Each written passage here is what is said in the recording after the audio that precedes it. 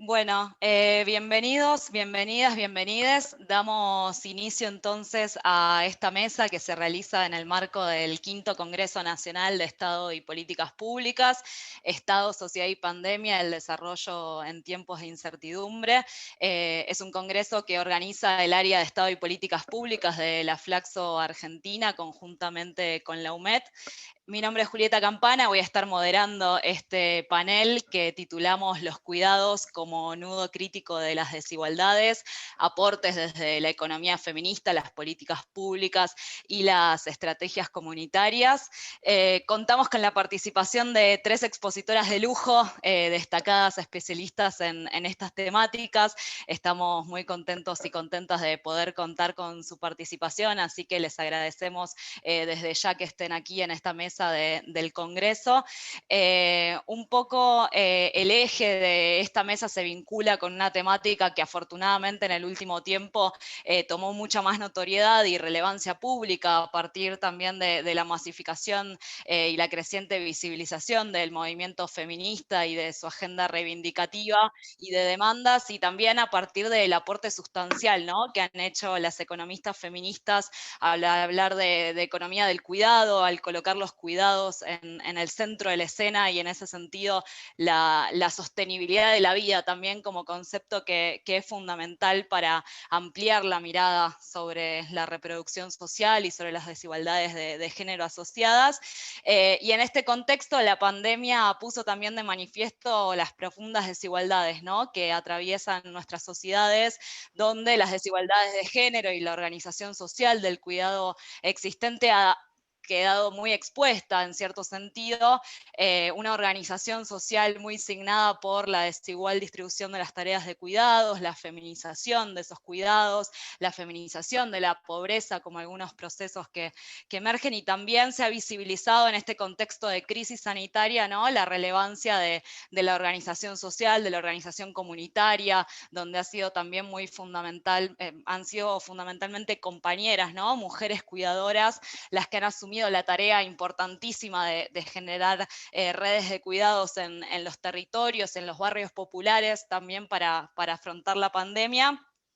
Y otro aspecto en el marco de las políticas públicas, también la relevancia de que estas problemáticas y demandas hoy en Argentina y en otros países también del mundo y de la región tengan espacios institucionales en el Estado nacional y también en los niveles subnacionales, en muchos casos, desde donde puedan impulsarse agendas de políticas públicas con una perspectiva de género que además sean transversales, ¿no? Y la importancia de las políticas redistributivas y también de transferencia de ingresos en este contexto de pandemia en términos del impacto sobre las desigualdades y el reconocimiento y la valorización de las tareas de cuidados. Yo no me quiero extender porque seguro también Mercedes habla un poco sobre eso y van a surgir muchas cosas en la conversación, pero quería introducir algunas de las cuestiones que aparecen como relevantes y que motivaron también la organización de este panel específico en el marco de este quinto congreso. Paso a presentar a las expositoras y ya les doy la palabra. Hoy contamos con la participación de Cristina Carrasco, que es economista feminista, profesora jubilada de Economía de la Universidad de Barcelona.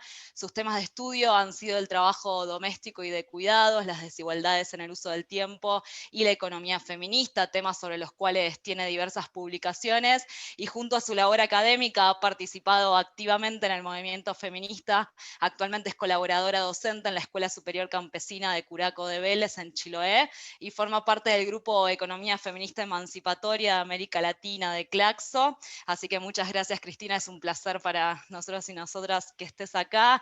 Mercedes D'Alessandro está también, ella es doctora en Economía, fue directora de la carrera de Economía Política de la Universidad Nacional de General Sarmiento, dio clases en la Universidad de Buenos Aires durante más de 15 años, donde dirigió varios grupos de investigación y publicaciones, es fundadora del sitio muy conocido Economía Feminista y autora del libro Economía Feminista, cómo construir una sociedad igualitaria sin perder el glamour, que va ya por su quinta edición, publicado también en España, México y Colombia, muy recomendado. Participó también en el libro El futuro es feminista, editado por Le Monde Diplomatique. y desde el 2020 se desempeña como directora nacional de Economía, Igualdad y Género en la Secretaría de Política Económica del Ministerio de Economía, siendo la primera vez que este ministerio cuenta, ¿no?, con un espacio institucional desde el cual impulsar la agenda de género en las políticas económicas.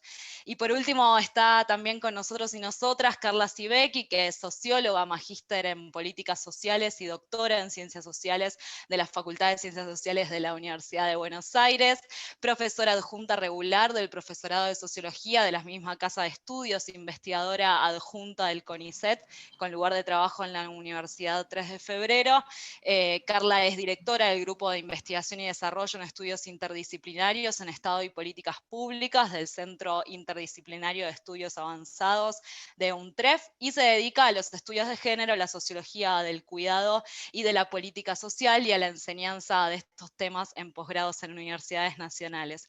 Así que sin más, seguramente todos y todas como yo estamos muy ansiosos de poder escucharlas en este congreso. Con esta introducción les dejo con las expositoras. Sí les aclaro que luego de las intervenciones vamos a estar habilitando una ronda de preguntas, por lo que les invitamos a ir dejando en el chat las preguntas para que podamos recuperarlas desde allí. Y ahora sí, Cristina, te dejo la palabra si querés comenzar. Muchas gracias. Bueno, muchas gracias. Buenas tardes a todas, a todos, a todes. Gracias por esta invitación a este congreso tan amplio, tan diverso, ¿no?, con tanta temática interesante. Bien, como dijo Julieta, pues el título de esta mesa son los cuidados como nudo crítico de las desigualdades, y yo voy a hablar pues desde la economía feminista, que es a lo que me dedico, ¿no? Creo que para comenzar tendríamos que preguntarnos de qué hablamos cuando hablamos de cuidados.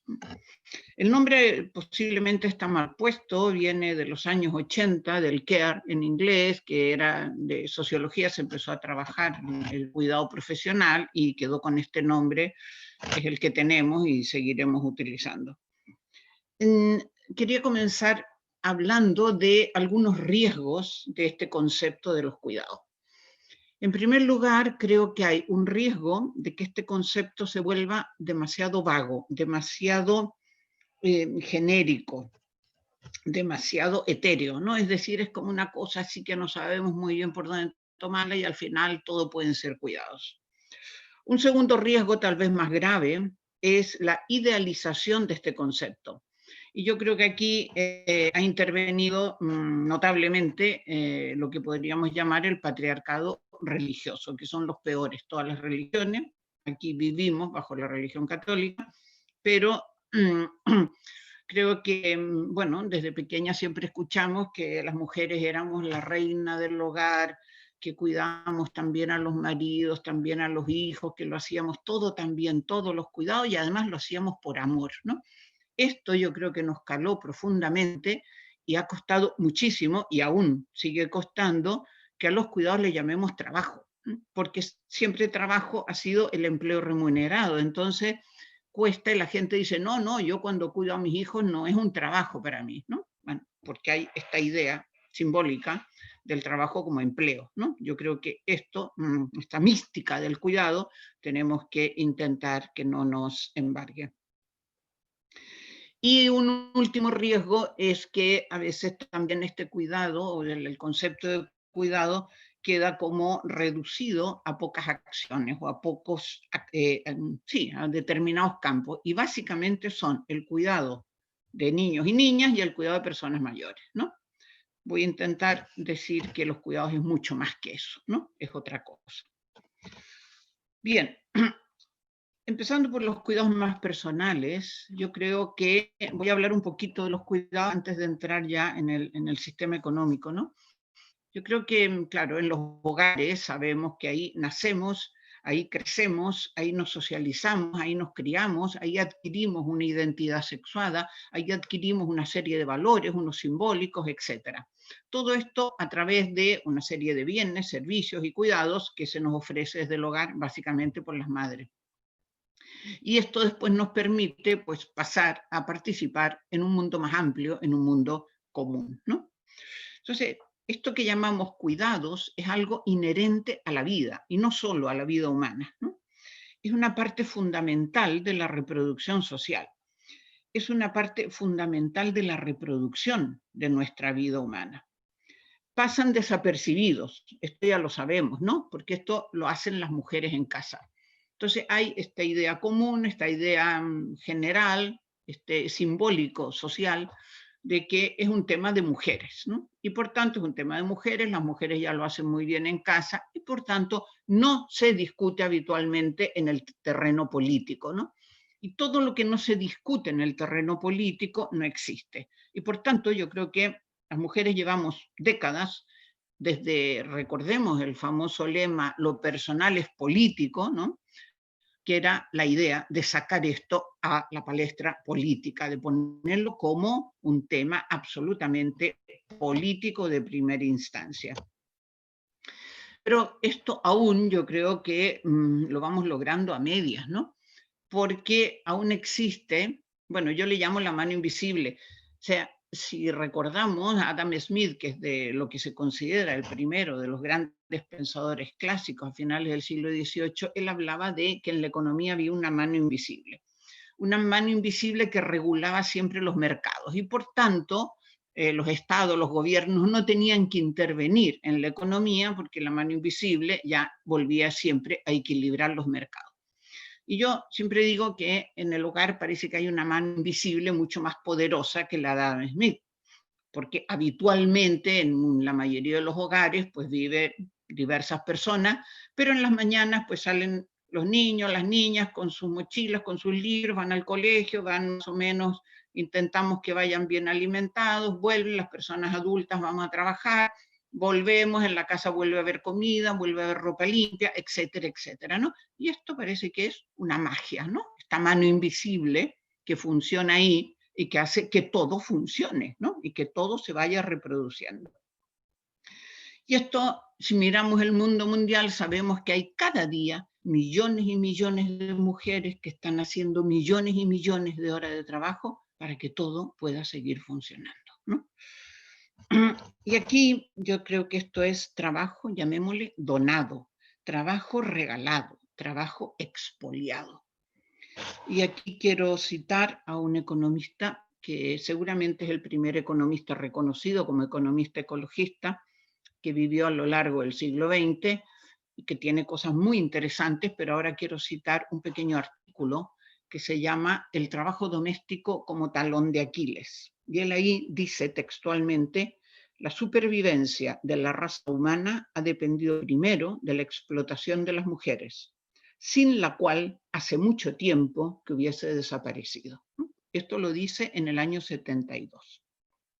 Bien, estos cuidados dan cuenta de nuestra vulnerabilidad, de nuestra fragilidad. Nacemos y vivimos siempre en cuerpos y en psiquis frágiles, vulnerables. Esto que muchas veces la gente joven, no, yo puedo con todo, no, yo me lo hago todo. Esto es mentira, ¿no? Nadie puede vivir de forma independiente. Los cuidados son absolutamente necesarios para mantener diariamente los cuerpos, ¿no? Entonces, no se trata de que alguien me diga, no, yo me los creo o no me los creo, yo quiero, no, están ahí, son parte de nuestra condición humana. Y esto tenemos que ser conscientes de esto, porque esto nos acompaña a lo largo de todo el ciclo vital. En los extremos de la vida, en el inicio, en el final, seguramente son más intensivos, pero a lo largo de la vida, y si no miremos lo que nos está pasando hoy, llega aquí un virus y miremos cómo nos tiene en nuestros cuerpos frágiles y nuestras psiquis frágiles, que hay muchísimo conflicto hoy, los confinamientos, de cómo hay gente que está teniendo serios problemas, ¿no? Entonces, ya no digo el virus, y el virus no distingue, no discrimina por edades, ¿eh? Ataca a todos por igual. Otra cosa son los efectos, que pueden ser diferentes, las consecuencias. Pero yo diría, a ver, no hace falta que sea el virus, pues cualquier chico o chica de 20, 25, 30 años está jugando básquet o lo que sea, se cae y se rompe un pie. A lo mejor eso le significa un mes inmóvil. Bueno, pues alguien te tiene que cuidar, ¿no? Es decir, a lo largo de toda la vida estamos continuamente con estos cuidados.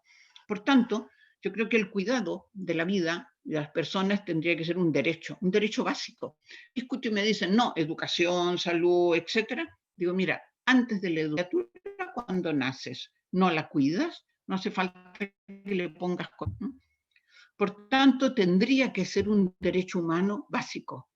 Y este derecho se tiene que acompañar con una responsabilidad colectiva, tanto de las instituciones, de las comunidades, de lo público, de lo doméstico, de hombres y de mujeres. Tendría que ser una de nuestras responsabilidades fundamentales.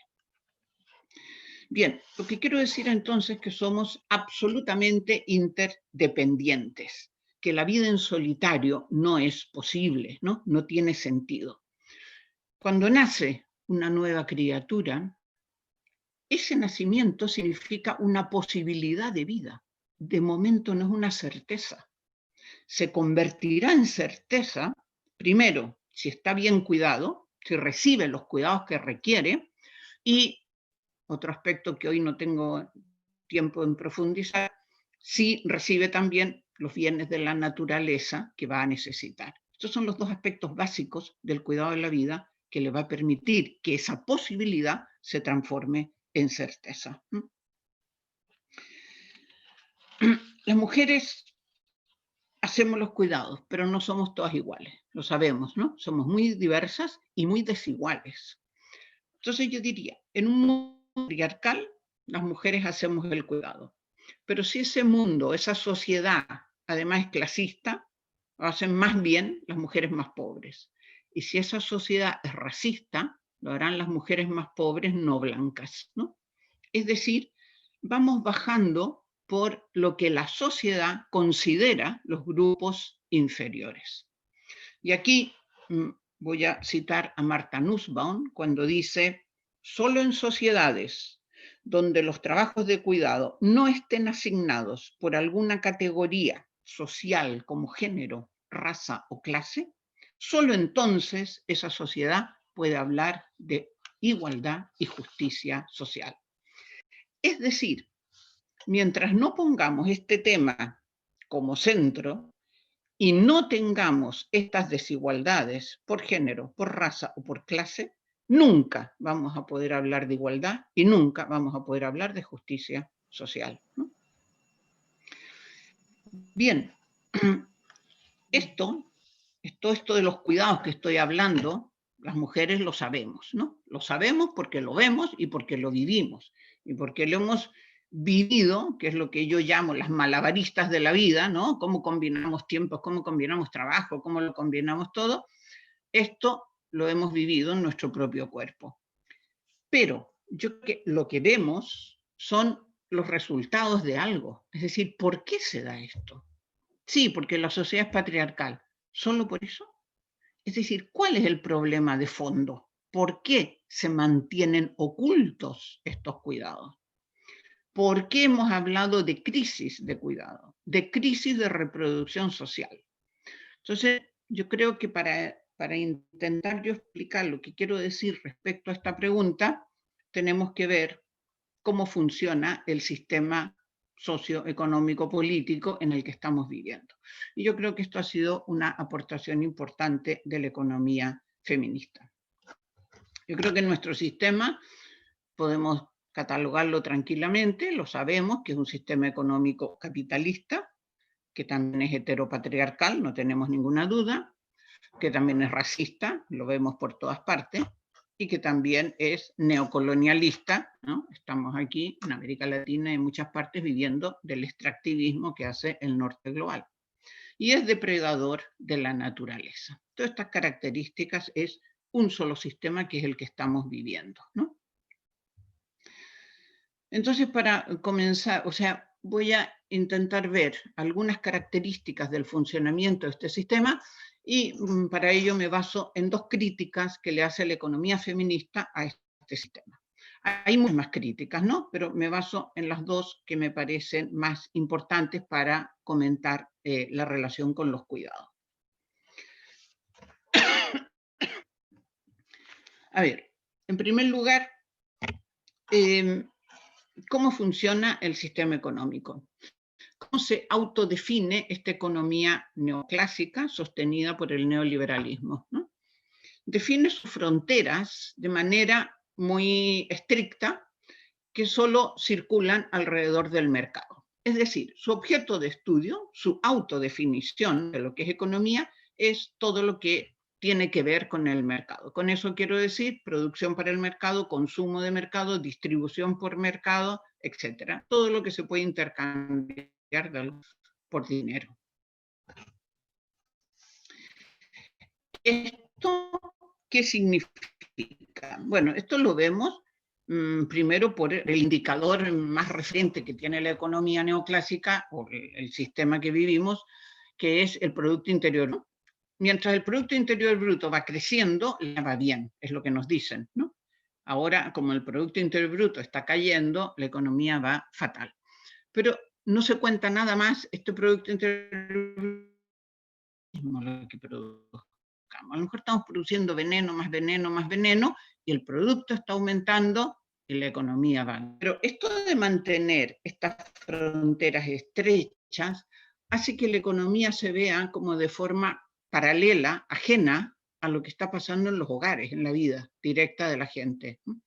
Como si fueran dos caminos paralelos. Entonces, la economía no es responsable de las condiciones de vida de la gente. Sí que se discute el salario mínimo, algunas cosas, pero no asume esa responsabilidad del cuidado de las personas, ¿no? Y entonces, el único trabajo reconocido como trabajo es el que está dentro de este mercado. Y todos los trabajos que se hacen alrededor, fuera de esas fronteras, no se reconocen como trabajo. Básicamente el trabajo doméstico y de cuidado, hay otros, ¿no? Trabajos voluntarios, hay muchos otros. Pero seguramente el que requiere más horas y el del contenido más importante es este trabajo doméstico y de cuidados. Y también, bueno, ya lo digo después. Entonces, ¿qué hace la economía feminista? Pues por una parte rompe esta barrera e incorpora todo en una sola visión. Es decir, no podemos separar estos espacios. La economía, una parte tiene dentro de las leyes del mercado y otra parte en los hogares.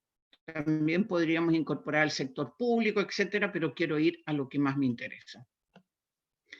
La economía lo que hace es mostrar el circuito del trabajo diciéndonos la gente adulta que está en condiciones en el hogar, sale a trabajar, recibe un dinero, básicamente vivimos de salarios, también pueden ser otros, esos salarios llegan al hogar, con eso se reproduce las personas del hogar y seguimos en ese circuito. Eso sabemos que es absolutamente falso, no funciona así. Cuando los salarios o los dineros llegan al hogar, hacemos una cantidad enorme de trabajo, y ahora lo haga quien lo haga, me da lo mismo, en ese hogar se hace una cantidad enorme de trabajo para que se reproduzca la vida de todas las personas, porque los mayores y los niños también comen, no solo la fuerza de trabajo, y una parte sale como fuerza de trabajo de nuevo al mercado, ¿no? Y ese es el circuito. ¿Eso qué significa? Que esa fuerza de trabajo tiene incorporado una cantidad enorme de trabajo. Pensemos que esa fuerza de trabajo hay que reproducir diariamente, pero también generacionalmente. Por tanto, desde que nace la criatura hasta que tenga 16, 18, 23 años, en algún momento sale al mercado a trabajar, hay 10, 15, 20 años de trabajo de cuidados que ha generado esa fuerza de trabajo. Entonces, esa fuerza de trabajo sale al mercado, el mercado paga lo que ha costado y lo que sigue costando cada día en recuperarla. No, gente más de acuerdo a lo que llaman la productividad, etcétera, pero no remunera todo ese valor enorme que tiene incorporada esa fuerza de trabajo, que es el trabajo no remunerado desde el hogar. Y con esto no quiero decir que haya que remunerarlo, no, esa es otra temática si quieren a discutir. Pero entonces, ¿qué estamos haciendo? Entregando al mercado una fuerza de trabajo muy por debajo de su valor. Y eso significa un enorme beneficio para las empresas, para el mundo del trabajo. Es decir, tienen una fuerza de trabajo muy barata comparado con lo que cuesta realmente reproducirla, ¿no? Por tanto, esto no se dice nunca, pero una de las grandes fuentes de beneficio, ¿no?, que tiene el sistema capitalista viene, digamos, de esta desposesión que hace del trabajo de las mujeres, ¿no? Hay, la economía ecológica hace algo parecido, ¿no? También tira la frontera que tiene con la naturaleza, y aquí hay otra fuente de beneficio, como digo, no voy a entrar ahora, no llegaríamos, pero hay otra fuente de beneficio porque también la empresa, que normalmente no lo incluye directamente, entonces, bueno, puede depredarla tranquilamente y ya vemos cómo estamos, ¿no? Entonces, el único objetivo de esta economía, de este sistema que tenemos, es la acumulación de capital en manos privadas. Y cada vez en menos manos. Y esto vemos cómo en el mundo mundial van aumentando las desigualdades entre países, entre grupos, etc. Entonces, esta acumulación de capital le está haciendo depredar la naturaleza y le está haciendo un extractivismo del trabajo de las mujeres. Bien, la segunda crítica que quería nombrar tiene más que ver con las relaciones patriarcales. Es una crítica de orden metodológico, ¿no? Yo creo que ya la mayoría conocemos al personaje representativo en la economía neoclásica, que es Amicus, ¿no?, que viene siendo lo que llamaríamos el hombre económico, el hombre político, el hombre público. Lo de homo lo dice la economía, no lo invento yo, no aparece la mujer ahí, ¿no? Es decir, el hombre económico es el que se dedica a la economía. Según la propia definición de economía, este hombre económico es un personaje absolutamente racional, que siempre está solo, no tiene relaciones afectivas ni familiares, solo en el mercado donde se relaciona básicamente a través de los precios, ¿no? Es un personaje, fijaros, que siempre está sano, siempre es joven, siempre está actuando en el mercado. Esto hay distintas economías alternativas que lo han criticado, pero dentro de la economía femenina fundamental viene a decir, a ver, primero que es un personaje repelente, egoísta, porque siempre está solo, ¿no? No tiene ningún lazo con nadie. En segundo lugar, parece que nunca fue niño y parece que nunca se hace viejo y que nunca está enfermo, porque este personaje nunca requiere cuidados y por supuesto que nunca los dio, ¿no? Nunca los ha realizado. Este personaje sabemos que no es real, no existe, pero sí que ha servido como para el simbólico demostrar la falsa premisa de libertad que tiene un sector masculino, de que puede salir con libertad de tiempo y acción al mercado, ¿no? Y esto es una ceguera incuestionable, es una ceguera a la interdependencia de las criaturas humanas, ¿no? Por tanto, yo diría que este sistema, por un lado, que hace este mecanismo, ¿no?, para que haya todo un sector de la población que tiene esta libertad o esta pseudo libertad, y sin embargo, por otro lado, es un sistema biocida, ¿no? Está yendo contra la vida. O sea, no es un sistema que cuide la vida, más bien mata la vida, ¿no? Y esto, en el fondo, ¿qué está pasando? A ver, yo diría que esta orientación del sistema capitalista a la avaricia, a la acumulación sin límites, en un planeta que tiene límites muy claros, es decir, que no tiene sentido, ¿no? Una acumulación sin límite, por un lado, está depredando toda la naturaleza, es decir, está ahí cavando una tumba, y por otro lado, está estabilizando todos los procesos cuidados y de reproducción social. Es decir, de aquí venía el famoso problema de la crisis de los cuidados, de la crisis de la reproducción social, que después los efectos son los que vemos cada día, ¿no? Pero porque no tiene sentido, o sea, la propia definición del sistema capitalista lleva este contenido en su interior. Es su propia, yo diría como, bueno, su propia estructura está definido, autodefinido de esa manera. Y por tanto, está destruyendo la vida y destruyéndose a sí mismo, ¿no? Bien, entonces, claro, frente a esto, ¿qué hace la economía feminista? Bueno, pues la economía feminista lo que hace es decir, este supuesto biocida no nos interesa, y desplaza este objetivo de la acumulación de capital hacia lo que hemos llamado la sostenibilidad de la vida, donde su eje sería los cuidados, ¿no? Sostenibilidad de la vida, que es un concepto que requiere todavía mucho más debate. Hay bastante debate profundizándolo para que no se convierta en un concepto vacío, ¿no? Ah, sí, yo estoy por la sostenibilidad de la vida. Muy bien, ¿qué entendemos por esto? Vamos a ponernos de arriba, requerimos debates, pero tiene que ver, pues eso, para toda la humanidad, ¿eh? Si no universalizable, perdón, no interesa, ya no puede servir, ¿no? O sea, tiene que ser un debate colectivo, un debate que sea generalizado. Entonces, tenemos, bueno, pues este paradigma que el eje fundamental serían los cuidados. Bien, dicho esto, entonces, claro, situándonos en la situación, las situaciones actuales, yo diría, a ver, primero, no somos tontas ni ingenuas, ¿no? O sea, sabemos lo que significa un cambio de paradigma, ¿no? Y por tanto sabemos que no se hace en 3 días, ¿no? Ni en 3 años, ¿no? Y por tanto sabemos que es una cosa muy a largo plazo. Bien, pero podemos ir aprendiendo cómo hacerlo. Entonces yo creo que la crisis que tenemos hoy, bueno, la crisis, pandemia, llamémosle como queramos, tenemos que sacar algunos aprendizajes de aquí.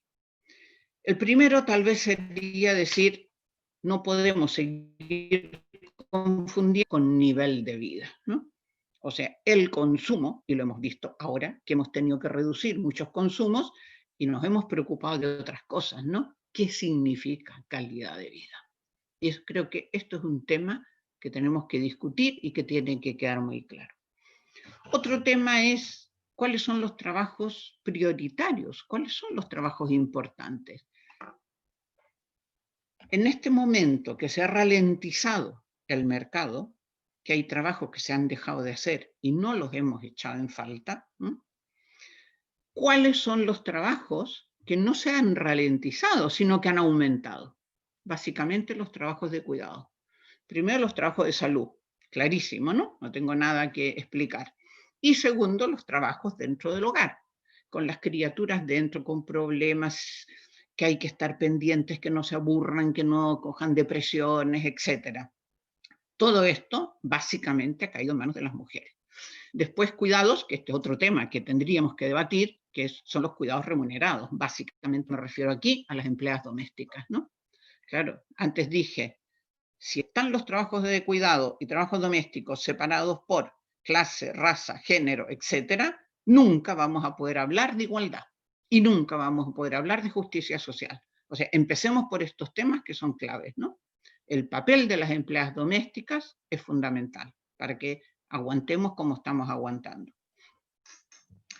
Bien, por tanto, yo creo que los cuidados no pueden ser nunca un punto más en la agenda política. Aquello de decir, a ver, programemos la agenda para este año, 20 puntos.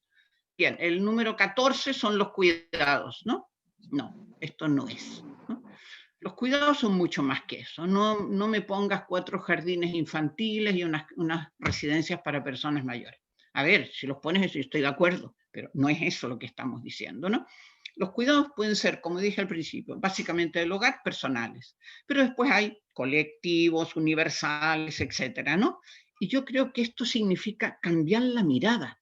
No es vamos a cuidar a los niños y a los ancianos, que también, pero es básicamente cambiemos la mirada. Por ejemplo, yo no soy ni arquitecta ni urbanista, pero si uno quiere diseñar o pensar cómo cambiar una ciudad, bueno, piensa primero que la gente tiene que estar bien cuidada, con la mayor calidad de vida posible.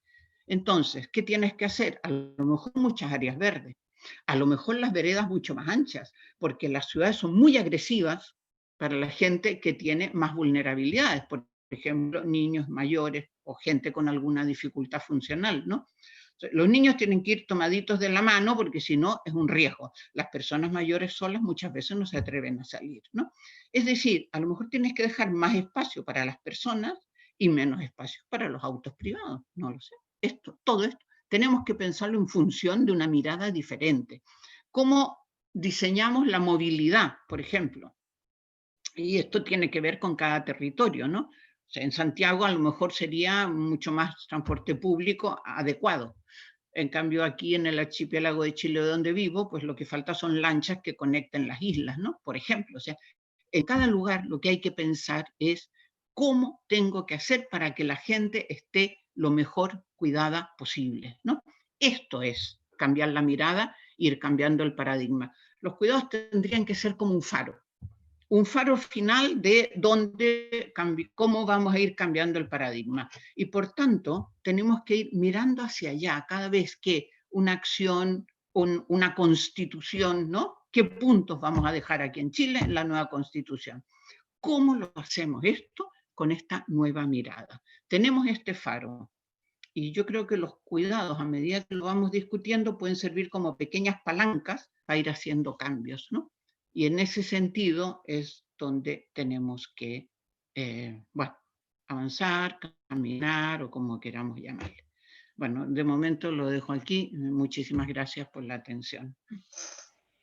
Bueno, Cristina, no, muchísimas gracias a vos. La verdad que es un placer escucharte y tenerte acá. Siempre nos haces parar un poco y volver a reflexionar sobre un montón de cuestiones, así que es muy bueno poder compartir también esta tarde contigo.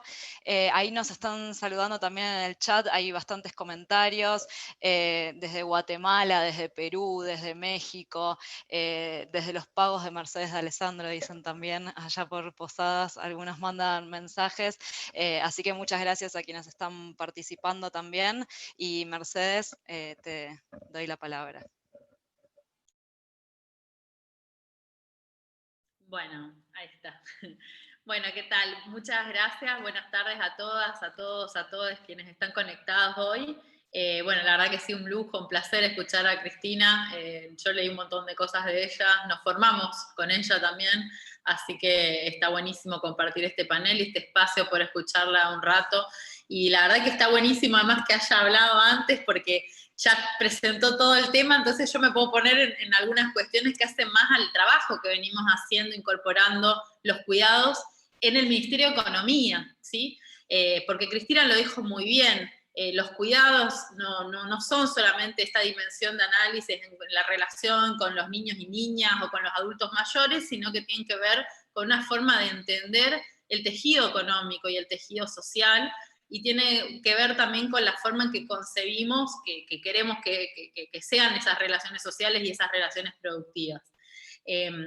Como decía Julieta al principio, la dirección en la que yo estoy hoy a cargo, la Dirección de Economía, Igualdad y Género, es nueva, es un espacio institucional que se creó este año y que se creó también con producto de muchas discusiones que yo creo que vienen de las calles, que vienen del movimiento de las mujeres, de los movimientos LGBT, los movimientos feministas, ¿no? Es como una demanda social, no es algo que le aparece en la cabeza a una persona o dos y lo creamos, sino que es expresión de una conquista que obtuvimos en la Argentina las mujeres, así como conquistamos también la construcción de un Ministerio de las Mujeres, Géneros y Diversidad, y conquistamos muchos espacios dentro del gobierno, del Poder Ejecutivo. En el caso particular del Ministerio de Economía, fíjense que la economía aparece o se nos aparece como un ámbito muy masculinizado, ¿no? Cristina ponía este ejemplo del hombre económico, de ese hombre que además no fue niño ni necesitó cuidados, todo esto que decía Cristina, pero que de hecho nosotras nos formamos de esa manera. Yo estudié la licenciatura de Economía, estudié el doctorado, di clases de Economía, y siempre lo di con eso, de una manera crítica, porque mi formación pasó más por el marxismo, la economía heterodoxa, si se quiere, que criticábamos esos modelos y ese tipo de análisis, pero lo cierto es que los criticábamos casi en sus mismos términos.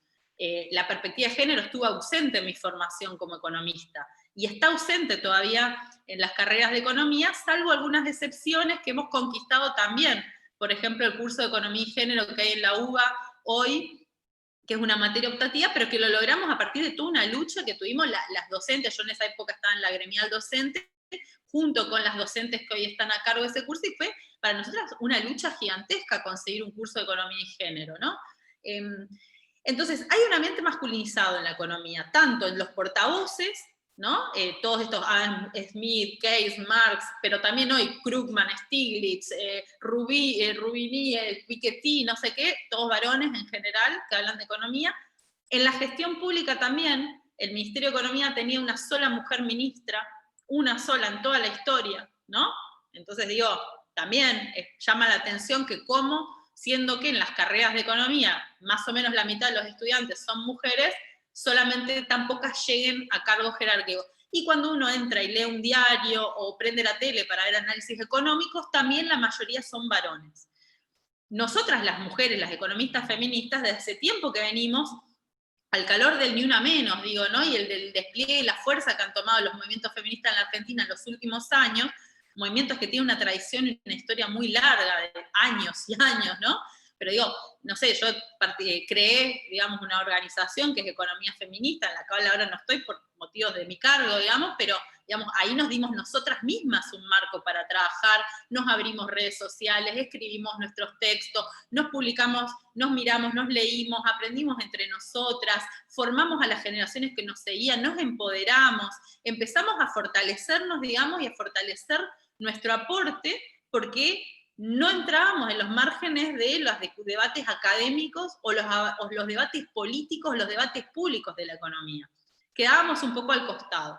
Por eso digo que este lugar que yo ocupo hoy también es el producto de todo eso que venimos nosotras empujando, y no algo que nos cedieron, que nos brindaron, que nos ofrecieron, sino algo que nosotras nos ganamos, que lo conquistamos.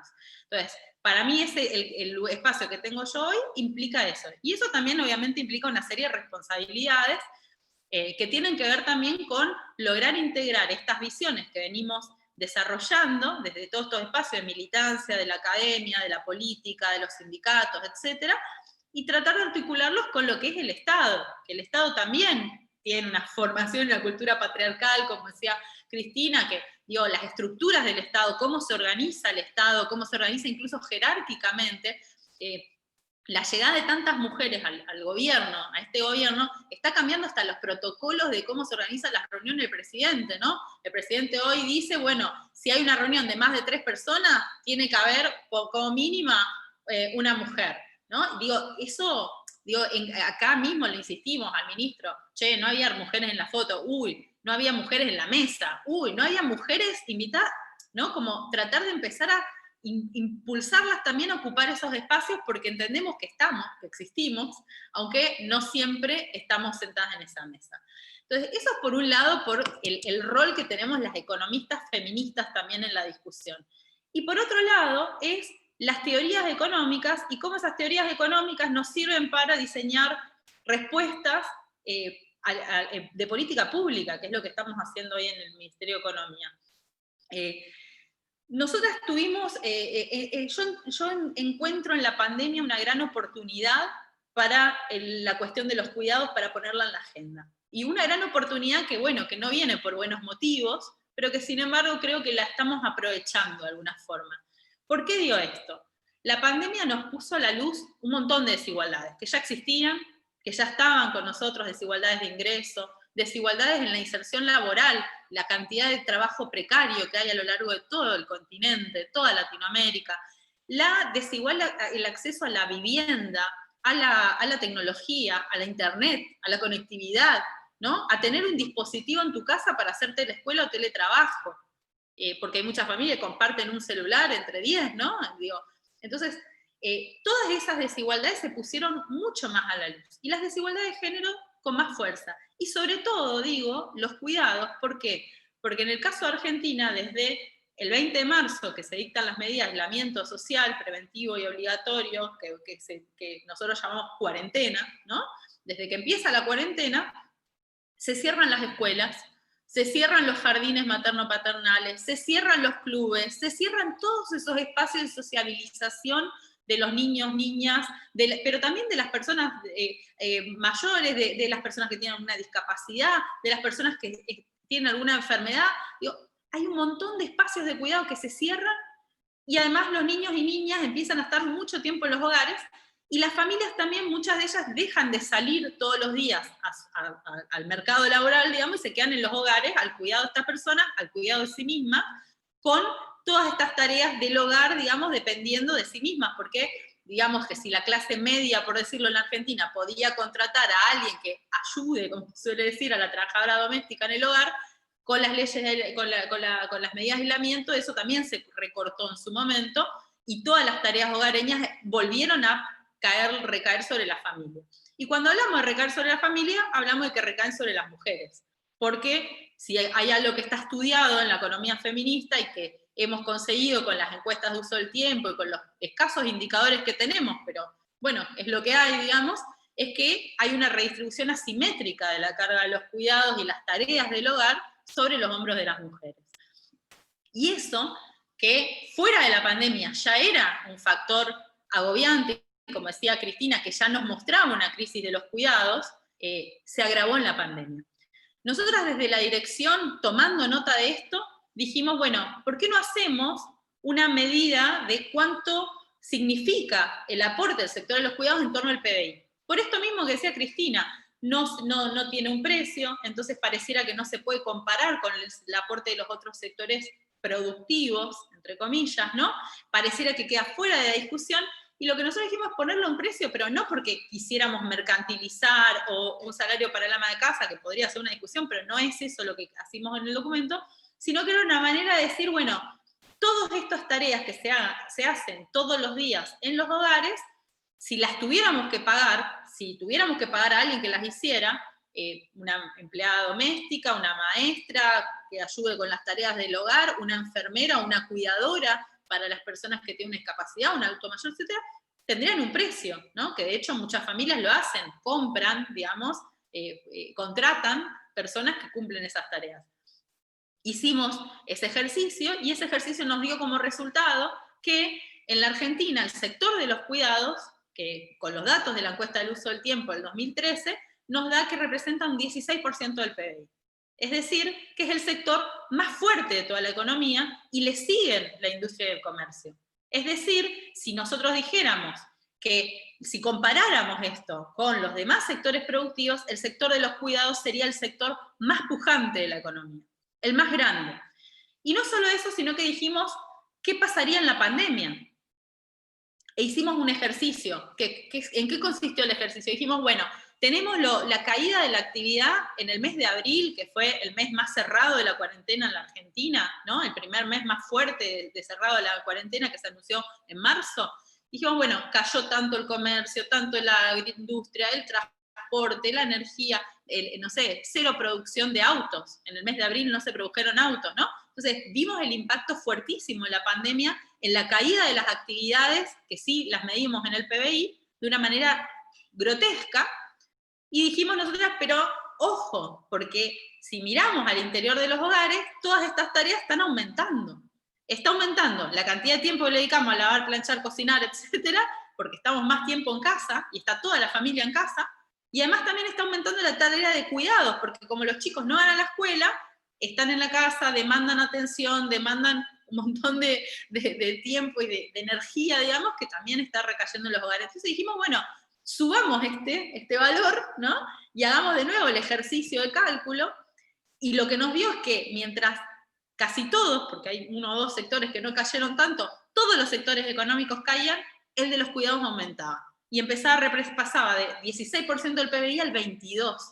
Es decir, casi un cuarto del PBI estaba explicado por este sector de los cuidados.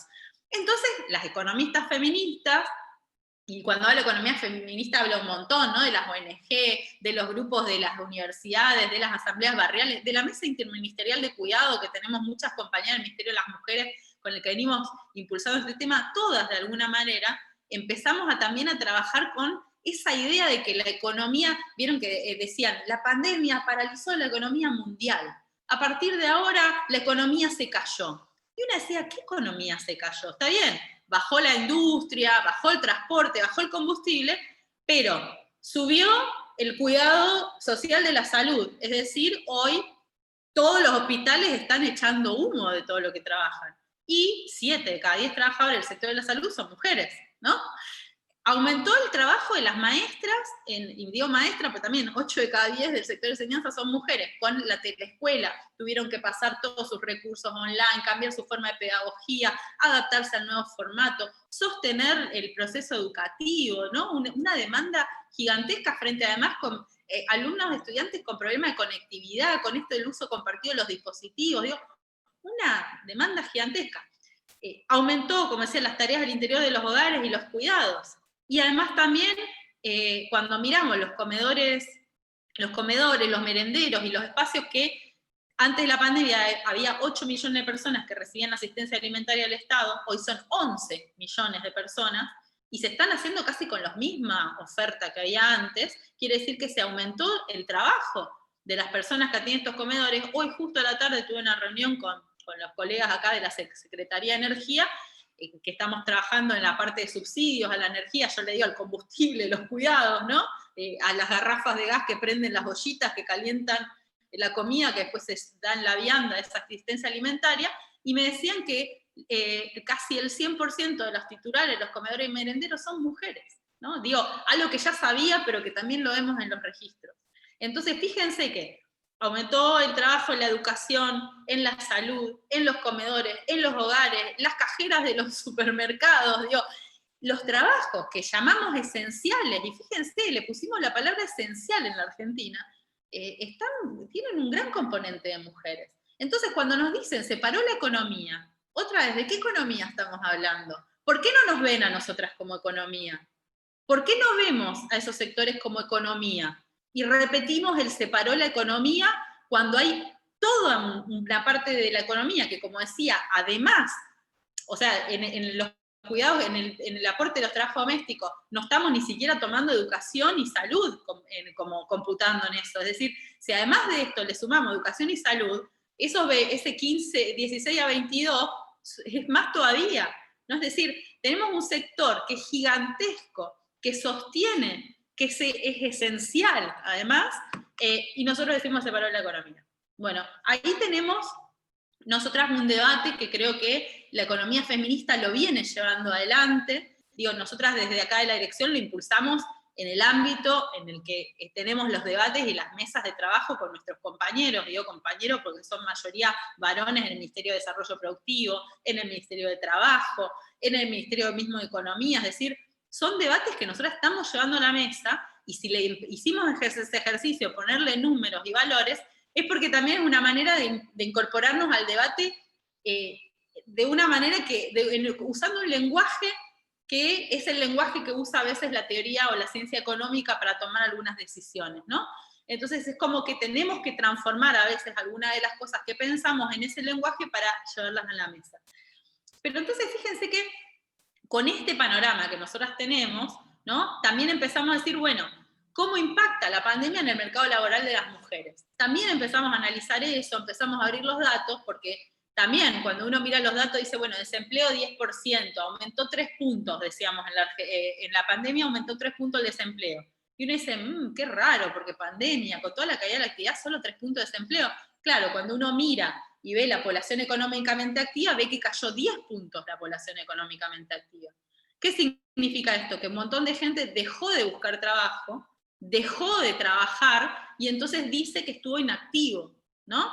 Pero ese inactivo no significa que cuando se pueda salir a buscar trabajo no va a volver a buscar trabajo, cuando pueda volver a su trabajo informal, a la venta callejera, a hacer changas, a ser albañil, a ser plomero, no va a volver a hacerlo, ¿no? Y esa caída de 10 puntos de la PEA hace que, sobre todo las mujeres, estemos en pisos históricos de participación económica de las mujeres. Es decir, estamos retrocediendo 4 décadas en participación económica de las mujeres. Y cuando miramos, porque ahora los datos que tenemos en Argentina son del segundo trimestre, que es la etapa más dura, ¿no?, de la cuarentena, tenemos la esperanza de que después nos repunte un poco, pero lo cierto es que cuando miramos los datos de los países que van más adelante, Brasil, Colombia, México, que tienen indicadores ya de julio y agosto, por decirlo, ¿no?, como el futuro de nuestro dato, no se recompone tanto las mujeres. Vuelven más rápido al mercado laboral los varones y no tanto las mujeres y los jóvenes. Y entonces eso a nosotros nos da también la pauta de que tenemos que mirar esta hipótesis que decíamos antes de que esta mayor tarea de cuidado en los hogares, mientras no se abran las escuelas, los espacios de cuidado y vuelvan a su forma habitual, digamos, son las mujeres las que más problemas van a tener para reinsertarse laboralmente. Son las mujeres las que van a tener más problemas en volver, aunque sea su trabajo precario. ¿Se entiende lo que quiero decir? Entonces, ahí digo, esta visión que venimos construyendo de alguna manera la economía feminista, acá no me estoy metiendo en los temas más existenciales y más el nudo que Cristina lo planteó perfecto, digo, la sostenibilidad de la vida y todo ese debate, me estoy yendo más en la coyuntura del trabajo de economía, ¿no?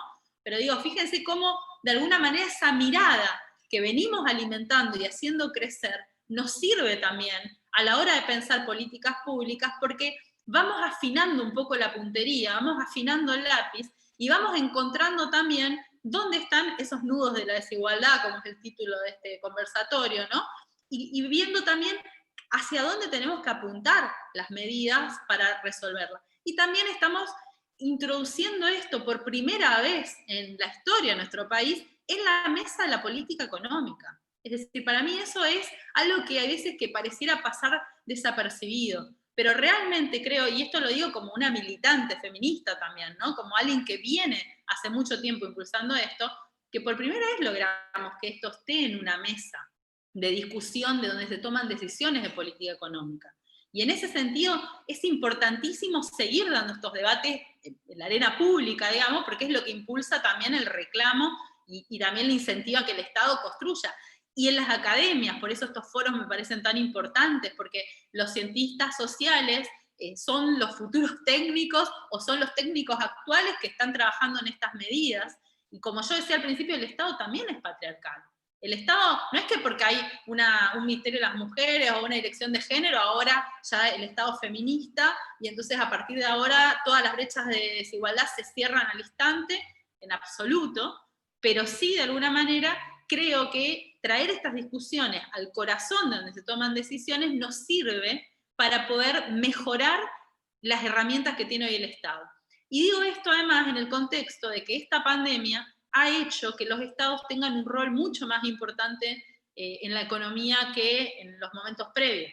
Ni hablar en Argentina, que venimos de un modelo económico bueno, que en el cual el Estado queda reducida a su mínima expresión. Bueno, Cristina está viendo en Chile, que también tiene una concepción del Estado menos de bienestar, digamos, un Estado más neoliberal en ese sentido, ¿no? Digo, y hoy los Estados están teniendo una preponderancia muy importante en el proceso económico, y por eso tener herramientas de análisis, de construcción, evidencia, indicadores, datos, teoría feminista, nos sirve. Y nos sirve no por un capricho de las corrientes y las militantes y de quienes estamos acá, sino porque yo estoy convencida, y creo que somos muchas las que estamos convencidas de esto, de que esta pandemia le está afectando mucho más fuerte a las mujeres, está sacudiendo los trabajos de las mujeres, y lo digo los trabajos desde los trabajos de cuidados hasta el trabajo más visto como trabajo porque tiene el salario y toda la formalidad, ¿no? Todos los tipos de trabajo que hacen las mujeres se ven más afectados, y que entonces la única salida es feminista.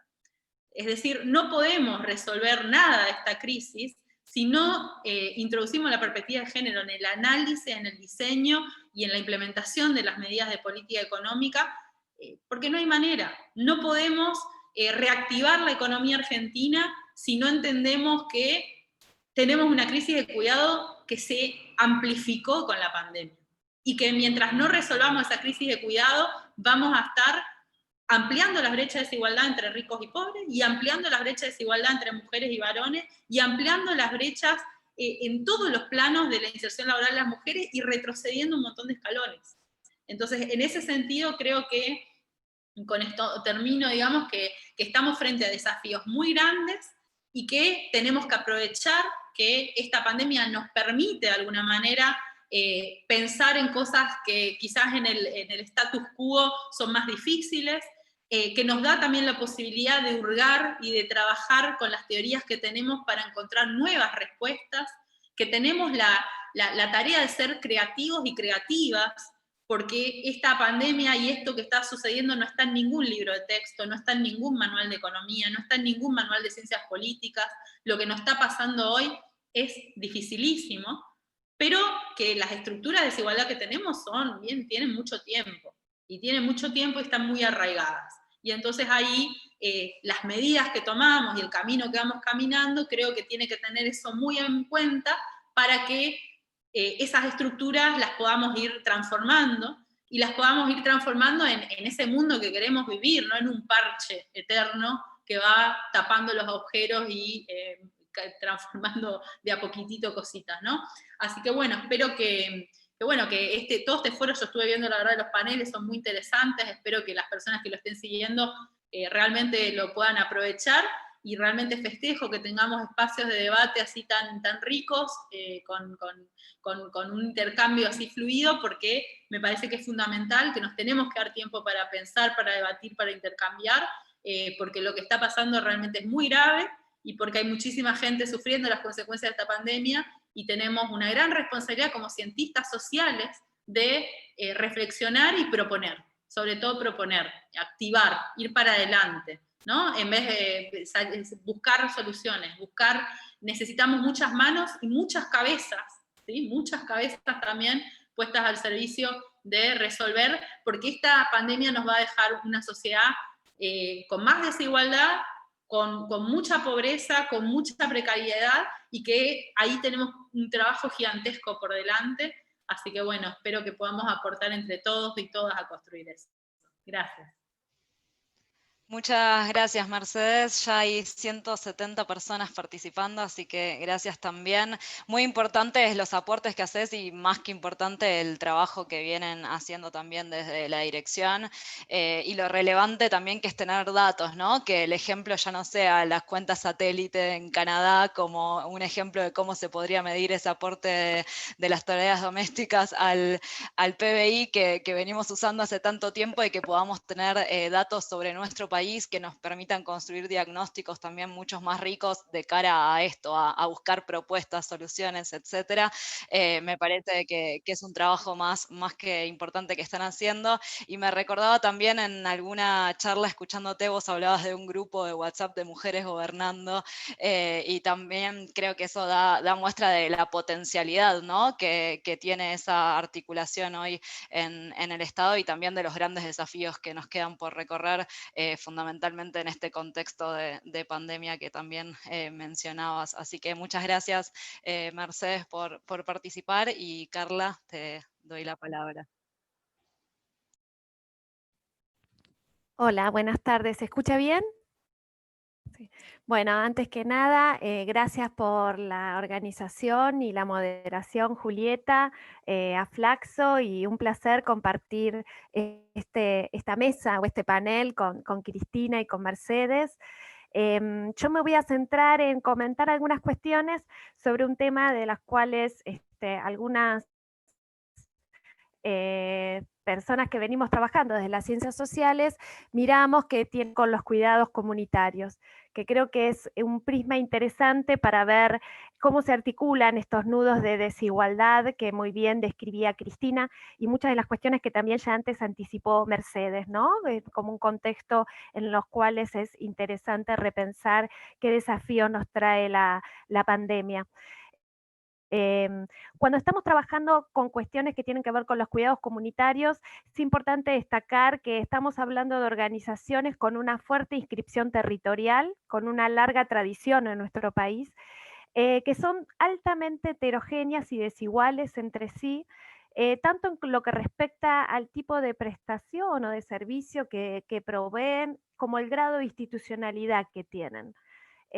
Podemos encontrar organizaciones de la sociedad civil, organizaciones religiosas, organizaciones dependientes de movimientos de trabajadores desocupados, y en los últimos tiempos muchas de estas organizaciones vinculadas al cuidado comunitario han adoptado la forma inclusive de cooperativas de cuidado, y esto es una novedad en algunos puntos, aunque es importante inscribirla en una larga tradición de trabajo barrial y comunitario. Pero si hay algo que las cruza en todos sus aspectos y que tienen en común, es que en su intensa mayoría son lideradas, llevadas adelante por mujeres, ¿sí?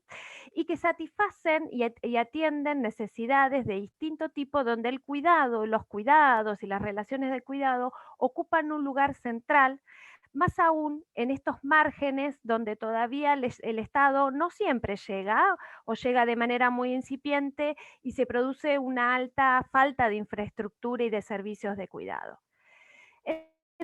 Entonces, la pregunta un poco es, bueno, ¿qué novedades nos puede traer la pandemia? ¿Qué nuevos desafíos? Porque bien como señalaban anteriormente las panelistas, en realidad hay algunas cuestiones nuevas, pero muchas son ya de larga data, porque todos estos cuidados comunitarios durante muchísimos años también se los realizó de manera absolutamente velada, tapada, invisibilizada. No son tantos los años que están teniendo características más públicas, que se habla de ellos, sus líderes tienen em, participación en instancias del Estado, en los medios, el ámbito académico las investiga, son objeto de estudio, etcétera, etcétera. Pero es muy importante pensar en la larga tradición de estos espacios de cuidado, y que inclusive en muchos orígenes, si uno quiere establecer como una genealogía, observa en los años 70, otras en la crisis del año 1989, la hiperinflación y la crisis alimentaria de las ollas populares que lideraron las mujeres, la crisis 2001-2002, y hoy la pandemia, yo creo que da un telón de fondo importante para ver alguna de estas cuestiones, ¿no? Si pudiese sintetizar de alguna manera por el tiempo, ¿qué aspectos son centrales en esto? Muchas de estas cuestiones ya las mencionó Mercedes anteriormente, pero ¿cómo mirarlas desde abajo o mirarlas desde los espacios comunitarios y el accionar de las mujeres organizadas de manera colectiva? En primer lugar, ya fue mencionado el tema alimentario y su íntima vinculación con el cuidado, pero que lleva a que las mujeres desarrollen estrategias y saberes muy específicos en torno a la gestión de lo alimentario en los territorios. Esto implica planificación de dieta, preparación, armado de bolsones, de viandas, organización de los comedores, bajo protocolos muy estrictos, en situaciones de prevención y de las distintas medidas que se han tomado desde la ASPO. También pensar que las personas que asisten a estos comedores, bueno, recién mencionaba Mercedes algunos datos, pero los que venimos trabajando, estudiando, mirando las organizaciones de diversas aristas, sabemos que muchos de los niños y niñas y adultos mayores que se cuidan en estos espacios de cuidado son hijos o padres de familias cuyas actividades son centrales en términos de servicio doméstico, trabajadoras de casa particulares que cuidan a los hijos de las clases medias para que puedan incorporarse al mercado de trabajo, o en la construcción, o en tareas muy específicas como puede ser el cartoneo, el reciclaje de materiales que se realiza por la noche, y estos espacios de cuidado cuidan a los niños en horarios nocturnos mientras sus padres salen a trabajar. Con lo cual, esta pandemia trastoca todo esto y hace que estos trabajos sean muy, muy intensos, tanto en su volumen, en su tiempo, como lo sofisticado que deben ser en relación con estos nuevos desafíos y protocolos que debemos cumplir, ¿no? Y las medidas sanitarias. La otro aspecto es el cuidado y el acompañamiento. Las mujeres que trabajan en estas organizaciones como cuidadoras, como coordinadoras, como maestras de jardines comunitarios, realizan una tarea de acompañamiento fundamental en dos temas centrales de la política social sectorial, educación y salud, ¿no? Entonces, en este contexto digamos, de educación a distancia, donde la presencialidad está suspendida, toda la tarea de las maestras de apoyo, de voluntarias en la situación de receso escolar, ocupa un lugar clave. Pero también ocupan un lugar clave a la hora de vincularlas con las organizaciones de salud y a la hora de conseguir un turno, una vacante, transmitir información. Y esta es la tercera dimensión o aspecto que me gustaría destacar, que estas precondiciones para que este cuidado pueda efectuarse lleva a que las organizaciones comunitarias y a quienes las llevan adelante, que son en su inmensa mayoría mujeres de sectores populares, realicen un trabajo de gestión de lo público que es imprescindible y es clave para unir a las poblaciones que necesitan de esto con el Estado o con los estados, digamos, locales, provinciales, nacionales. Ocupan un lugar central de mediación a la hora de transmitir un mensaje, a la hora de acceder a un servicio, inclusive acceder a derechos, ¿sí? Y de gestión de lo público sofisticado, llenar un formulario, cómo cumplir con un protocolo. En ese sentido hay saberes muy específicos que se vienen desarrollando y que son importantes y esenciales para considerar en este contexto, que están haciendo a la sostenibilidad de la vida y estas cuestiones que muy bien destacó Cristina en el comienzo. Un segundo aspecto que me gustaría mencionar es algo que desde algunos trabajos, tal vez más de una sociología cualitativista, antropología, inclusive desde la economía del cuidado también, se vienen preguntando acerca de ¿no? qué vínculos una puede establecer, se puede establecer entre estas prácticas de cuidado y la política en un sentido amplio. Y yo creo que hay tres preguntas que es importante considerar o como tres ejes de análisis, ¿no? Para tener en cuenta. Uno es tener en cuenta el lugar de los barrios y los territorios en todos estos procesos de cuidado comunitario. Y aquí me parece que es central pensar que las cuidadoras construyen de manera cotidiana una sociabilidad a partir de una fuente de inscripción territorial. Ellas saben cuáles son las necesidades del barrio, ellas conocen a las familias, ellas son valoradas precisamente por ser las mamás del barrio y todas las redes de cuidado que se enlazan, digamos, entre los cuidados familiares, los cuidados de los vecinos, las reuniones, las luchas en relación con los espacios del cuidado, las relaciones de madrinazgo y todas estas cuestiones bien autóctonas que se dan en los territorios que me parece que son claves para entender. La segunda tiene que ver, creo que algunas cuestiones ya mencionó Cristina, pero a mí me interesaría vincularlas también con el carácter indefinido de lo territorial. El carácter ambiguo e indefinido de lo territorial, pero también de los cuidados. Por un lado, porque efectivamente las organizaciones territoriales no son ni neutras ni mecánicas que llevan adelante los programas sociales que implementa el Estado o los estados locales. Muy por el contrario, imprimen determinadas prácticas en función de las trayectorias de las organizaciones que las llevan adelante. Y aquí el lugar género de estas mujeres y de sus luchas, el tema de sus experiencias migratorias son fundamentales, y también las características particulares que se configuran en ese espacio de lo territorial. Pero también el carácter indefinido de los cuidados, ¿no? Que dejan esta situación abierta donde podemos pensar estas tensiones entre público-privado, el amor y el trabajo, otra de las grandes tensiones, las necesidades materiales y no materiales y el trabajo, y también nos lleva a pensar la importancia de no tener una mirada esencialista en torno a los cuidados. Ninguna cultura, ni dos naciones, ni dos personas requieren y necesitan de los mismos tipos y prácticas de cuidado. Por eso aquí en estas cuestiones de las organizaciones que se dedican al cuidado son a veces cuestiones muy específicas de las relaciones que se dan allí, dependiendo del barrio, de la situación particular y demás. O sea, esto es otra de las cuestiones clave. Y la tercera, y ya para finalizar, el tema de cómo las mujeres vivencian estos procesos de politicidad cuando llevan adelante estas organizaciones territoriales vinculadas al cuidado. Y esta politicidad entendida como, bueno, muchos autores y autoras lo han destacado, pero me parece interesante no solo para pensar cuestiones que tienen que ver con la politicidad de los sectores populares, sino las cuestiones específicas de género y de los cuidados comunitarios que se están dando, que es la posibilidad que estas mujeres tienen de inscribir una experiencia individual, cuidar a sus hijos o a otros miembros de la familia en el interior del hogar, para pasar a tener un proyecto colectivo mayor, donde se cuida de otros. Y en esta experiencia empieza la cuestión de lo público, ¿no?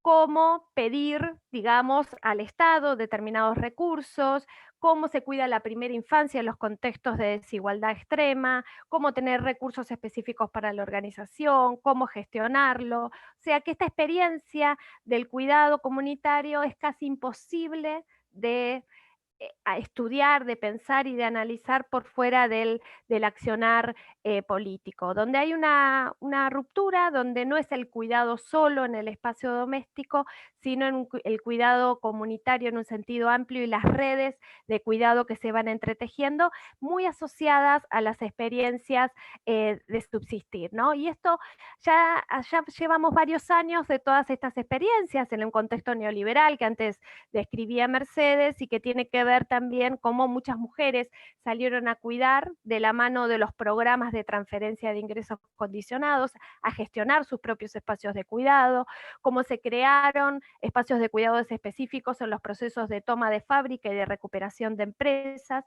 y en los últimos años también cómo se han generado también cooperativas en el marco de la economía popular, que bueno, que es un poco de los ejes convocantes, ¿no?, de esta mesa, y que son fundamentales para entender las nuevas experiencias vinculadas con el cuidado, ¿no?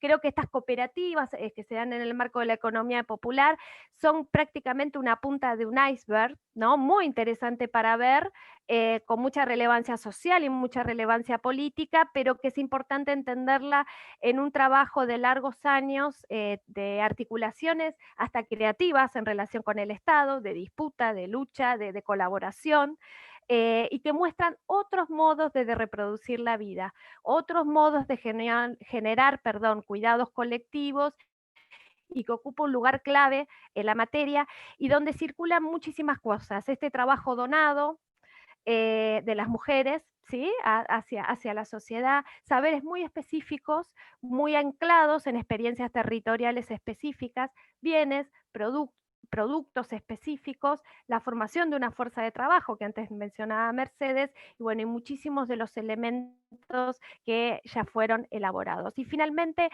solo para señalar que un poco pensando en la relevancia que tienen estas experiencias y las discusiones que se están dando en torno a algo que podríamos denominar un pacto social en torno al cuidado, que los distintos países lo han denominado con sus formas y sus tradiciones específicas. Algunos han elaborado un sistema nacional de cuidado. Bueno, en la Argentina estamos trabajando y pensando en una mesa interministerial de políticas de cuidado, pensar también desde lo autóctono y lo local cuáles son nuestros actores clave en la materia, con mucha legitimidad. Podríamos mencionar, bueno, la Argentina como un país único casi, por lo menos en América Latina, y me animaría a decir en grandes países del mundo, tener un actor sindical, ¿no?, clave en todos estos procesos, pero también el tema de organizaciones de este tipo, con sus especificidades, como actores centrales que tienen que también sentarse a la mesa, en esta mesa de diálogo, a la hora de una construcción de un pacto social en relación con los cuidados, en este contexto que nos trae nuevas y viejas renovadas preguntas y dilemas. Bueno, por mí terminé, y muchísimas gracias. Nuevamente, un placer compartir este espacio, y más aún con la cantidad de participantes de diversos lugares del país, de América Latina, de nuestras provincias. Bueno, un placer. Gracias. No, gracias a vos, Carla.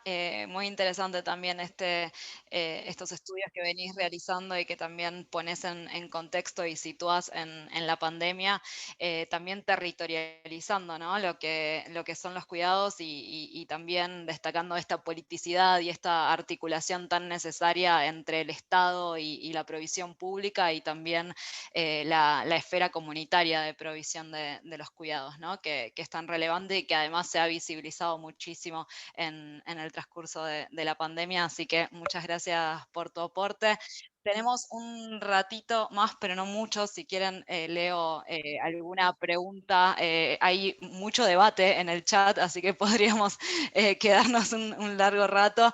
Leo una pregunta para cada una, si quieren puntear un poco alguna respuesta para no dejar las preguntas de lado. Por ejemplo, a Cristina te preguntan que hiciste mención al patriarcado eclesiástico y dicen, pensando en la articulación neoliberalismo, episcopal, neofascismo que se fortalece ahora, ¿qué desafíos tiene el feminismo pospandemia? Bueno, puede ser para una charla extra muy amplia, pero si quieres puntear algunas cosas o profundizar algo.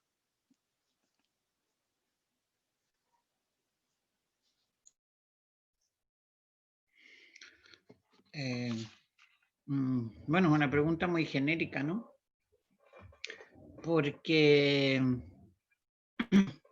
yo creo que el feminismo post-pandemia, bueno, no sé si va a tener muchas diferencias con el feminismo que ya venimos realizando hace décadas y décadas, ¿no? Porque si empezamos a mirar, bueno, es que hace poco di una clase de introducción de historia del feminismo y entonces buscando la historia, pues claro, encontré porque tengo una amiga que lo ha hecho, ¿no? Un libro de una poeta donde recupera algunos poemas de una mujer que habla de su espacio propio, de la libertad, etcétera, del siglo VI antes de Cristo, ¿no?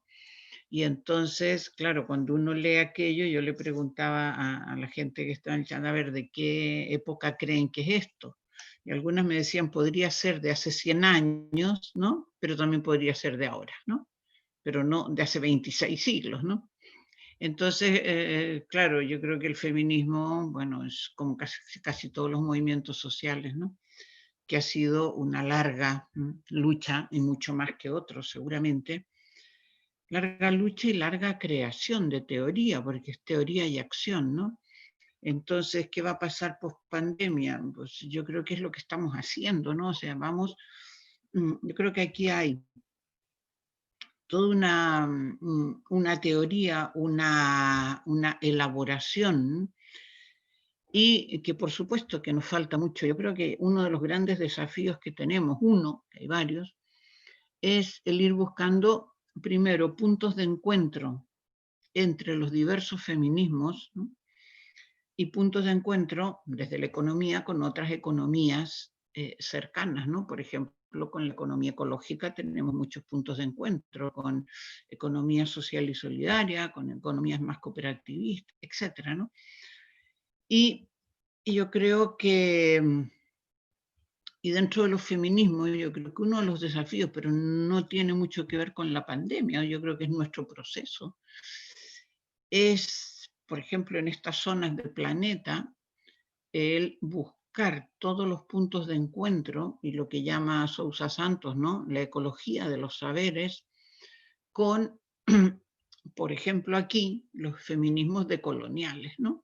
Yo creo que nos hacen unas críticas importantes y tienen toda la razón, ¿no? Es decir, yo creo que hay una serie de desafíos, vamos elaborando y vamos actuando, pero hay algo que el feminismo también, y que no lo han logrado todos los movimientos sociales, por una parte ser muy horizontal y en los de acuerdo, ¿no? Porque si empezamos a mirar toda la gama de los diversos feminismos, pero en los momentos, por ejemplo, de acciones importantes, siempre nos ponemos de acuerdo.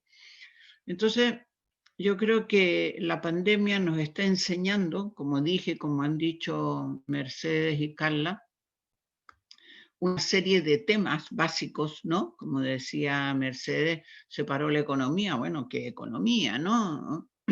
O Carla, toda la parte esta del papel de las comunidades, las interacciones, etc. Entonces, yo creo que vamos como las ideas que tenemos, que son, bueno, pues el hilo conductor, digamos, y vamos actuando y seguimos debatiendo en función de la realidad y además de la realidad de cada una, ¿no? Los territorios son diversos, ¿no? Y entonces yo, no sé, diría que, claro, que hoy la vida, sobre todo en estas partes del planeta, la vida para las mujeres sigue siendo muy dura, ¿no? Y aquí en el país que habito y que vivo y que soy de aquí, pues a lo mejor en estos momentos más que en otras partes, ¿no? Bueno, las compañeras de Brasil también, pero quiero decir que hay países donde la alianza con la Iglesia y el patriarcado ha sido más duro que en otros, pero tampoco soy experta en religiones, pero creo que en general casi todas las religiones son muy patriarcales, ¿no? Entonces, yo no sé si el feminismo post pandemia tiene que ser diferente a lo que hemos ido construyendo y elaborando entre todas, y algunos todos o algunos todes, a lo largo de tantos siglos, ¿no? Que hemos pasado por épocas de más crisis, por épocas de menos crisis, por crisis económicas importantes, por crisis ecológicas más territoriales importantes, es decir, hemos tenido situaciones absolutamente diversas, ¿no? Unas otras menos duras, mujeres en los países árabes, pero siempre vamos con este hilo conductor. Entonces, diferencias, pandemias, ¿no? No sé si se referían a algún aspecto concreto, pero yo creo que seguimos con el mismo hilo que nos ha guiado siempre, ¿no? Es decir, vamos allá, vamos a cambiar, o sea, queremos destruir un patriarcado y un sistema racista para tener un mundo mejor para toda la humanidad, hombres, mujeres, disidencias, etcétera, ¿no? Ese es nuestro objetivo final. Bueno, final, no hay un final en esto, pero aquí yo creo que para mí uno de los grandes desafíos es ir analizando la situación territorial de cada día, pero también ir buscando los puntos de encuentro. O sea, aquí ninguna, ahora hablo de economía, ninguna economía va a tener la respuesta. Tenemos que crear entre las diversas economías la economía con mayúsculas, ¿no? Porque la economía dominante se llama la economía. Oye, hay diversas economías, ¿no? Nosotros también hacemos economía. Entonces tenemos que elaborar una economía con mayúscula entre las diversas economías. Estamos contra este sistema. Y yo creo que esto es lo que vamos a seguir haciendo, ¿no? En la pandemia estamos pensando desde nuestra mirada, ¿no? Todo lo que está pasando, y en la pospandemia seguiremos igual. No veo grandes diferencias, ¿no? Por eso no sé si la pregunta se quería referir a algo muy concreto. No sé si era algo muy concreto, pero es muy, muy motivante escucharte. Estoy casi para cerrar con esa frase de pensar también la economía con mayúscula, ¿no? Para poder aglutinar también todas esas trayectorias de luchas, de disputas que vienen de tanto tiempo y que sin duda vamos a seguir dando. Hay algunas otras preguntas para Mercedes. Bueno, una que estoy segura de que vas a poder hablar muchísimo, pero quizás mencionar algunas cosas. Dicen, este año se presentó el primer presupuesto con perspectiva de género, que es algo en lo que estuviste trabajando, si podías ampliar un poco sobre eso. Y también preguntan en torno a los productos menstruales que también afectan a la economía de las mujeres. Lo que se pide desde algunos colectivos feministas es la quita del IVA para estos productos. Preguntan si lo que se pide es esa quita del IVA, aunque también está el ecofeminismo que trabaja por productos menstruales ecológicos. Bueno, una reflexión sobre ese tema. Bueno, empiezo con lo del presupuesto. Este año sí, efectivamente, logramos incorporar la perspectiva de género en el presupuesto nacional. Esto es algo que también, ¿no? Hace mucho tiempo que se vienen trabajando con presupuestos con perspectiva de género, sensibles al género, se les suele llamar. Esto significa que hay una metodología, que es un etiquetado, que lo que permite es identificar cuáles son las partidas, y la metodología que se venía utilizando en el Ministerio de Economía era que hacen que las mujeres alcancen autonomía, que es un enfoque que viene de la CEPAL. Nosotras, con una de las cosas que empezamos a trabajar desde que empezamos este año es en transformar un poco ese enfoque de las autonomías a también cerrar brechas de desigualdad. Es decir, que no solo se alcance la autonomía de las mujeres en, no sé, por ejemplo, de tener su propio dinero, de acceder a sus derechos sexuales y reproductivos, bueno, en las luchas, todas las políticas que van para erradicar la violencia de género, digamos, sino que también empecemos a pensar qué políticas hacen que las mujeres se inserten en sectores masculinizados, se inserten en buenas condiciones, además, ¿no? Con salarios dignos, en condiciones no precarias, también cómo reforzamos ingresos, etc. Entonces, fuimos transformando un poco la metodología, pero digamos, la metodología es solamente una parte de lo que significa hacer un presupuesto. Un presupuesto tiene un montón de instancias que tienen que ver desde el diseño de la política, el volcarlos en una planilla, planificar cómo se van a llevar adelante esas políticas, ejecutarlo luego y después monitorear sus resultados, ¿no? Entonces, nosotras lo que hicimos fue empezar a meternos en todo ese esquema. Estuvimos trabajando muchísimo, llamando a cada ministerio y preguntándole, bueno, ¿cuáles son las partidas que tienen perspectiva de género? Como esto nos agarró muy sobre la marcha, porque este presupuesto se construyó de una manera muy rápida, porque veníamos ejecutando el anterior, en el medio de la pandemia, todo lo que ya sabemos, ¿no? Lo que hicimos fue orientarnos a los presupuestos que iban a tener más fuerza el año que viene, que son infraestructura, obras públicas, es decir, Ministerio de Obras Públicas, Desarrollo Económico y Producción, ¿no? Dijimos, bueno, las mayores partidas presupuestarias van a estar en estos ministerios.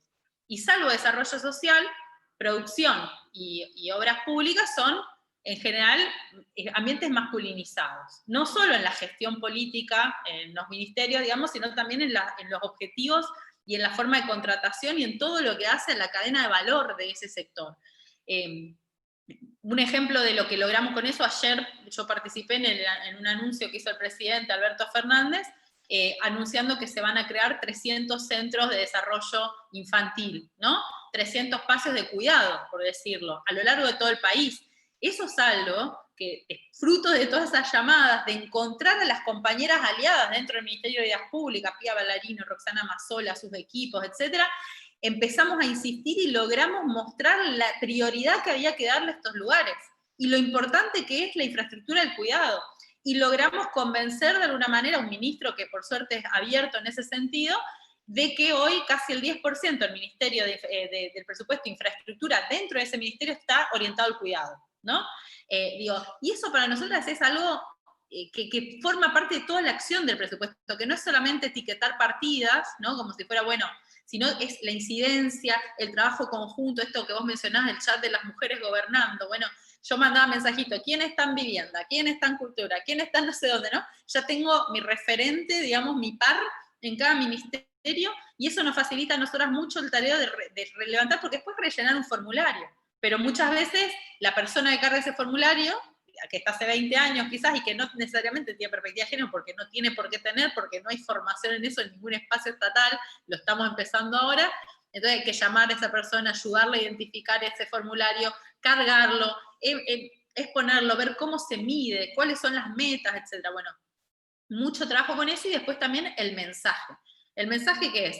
El presupuesto acompañado de 100 páginas, que lo que hacen es describir cuál es la orientación del modelo económico que se plantea, porque el presupuesto, como se construye con todos los ministerios, el Ministerio de Economía lo que dice es, bueno, el plan económico es este, entonces las medidas tienen que justificarse en torno a ese plan, ¿no? No es que cada uno dice lo que quiere, hace lo que quiera, es un elige tu propia aventura, sino que hay una coordinación. Y dentro de esos objetivos que se plantea el presupuesto 2021, nosotras logramos incorporar que uno de los pilares de ese presupuesto y objetivo de ese presupuesto sea cerrar brechas de género.